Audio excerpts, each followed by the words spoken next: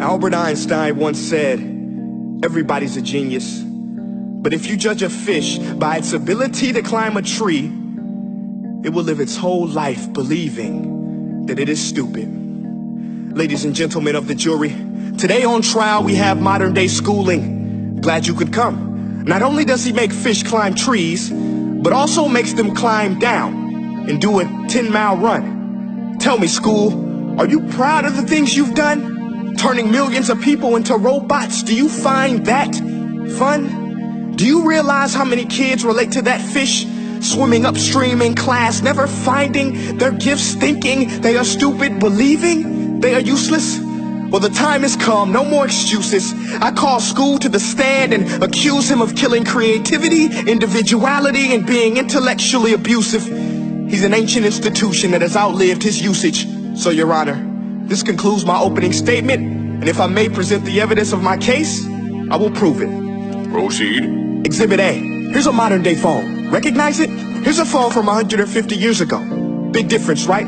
Stay with me. Here's a car from today, and here's a car from 150 years ago. Big difference, right? Well, get this. Here's a classroom of today, and here's a class we used 150 years ago. Now ain't that a shame? In literally more than a century, nothing has changed. Yet you claim to prepare students for the future?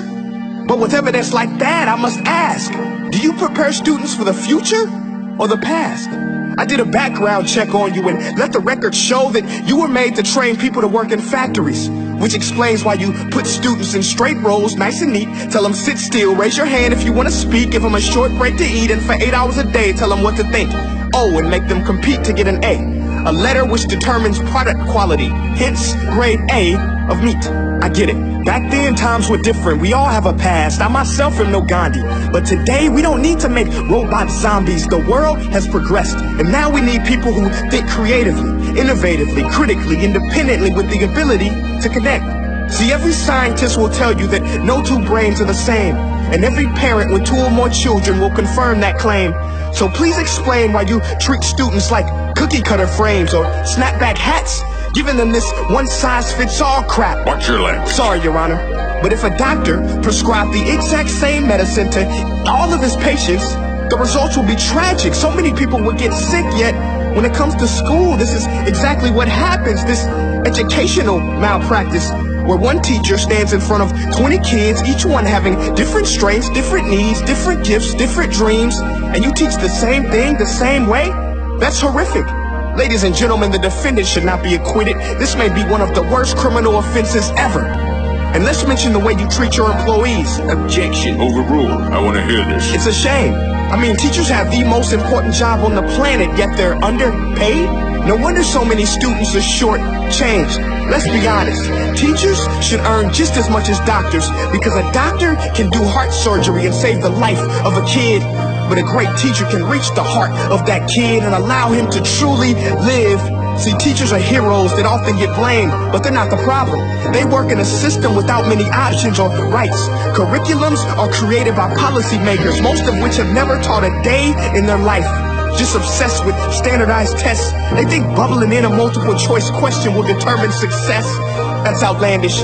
In fact, these tests are too cruel to be used and should be abandoned, but don't take my word for it. Take Frederick J. Kelly, the man who invented standardized testing, who said, and I quote, "These tests are too cruel to be used and should be abandoned." Ladies and gentlemen of the jury, if we continue down this road, the results will be lethal. I don't have much faith in school, but I do have faith in people. And if we can customize healthcare, cars, and Facebook pages, then it is our duty to do the same for education, to upgrade it, change it, do away with school spirit, because that's useless.